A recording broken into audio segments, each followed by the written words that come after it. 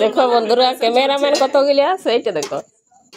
এখানে যেটা হাতে করে সবার মেখে খেতে খুব কষ্ট হয়, সেই জন্য মেখে দেওয়ার ব্যবস্থা চলছে মাংসের জন্য।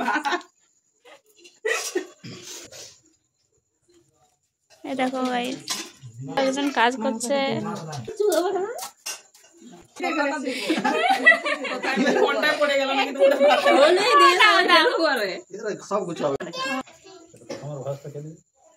তাকাচ্ছে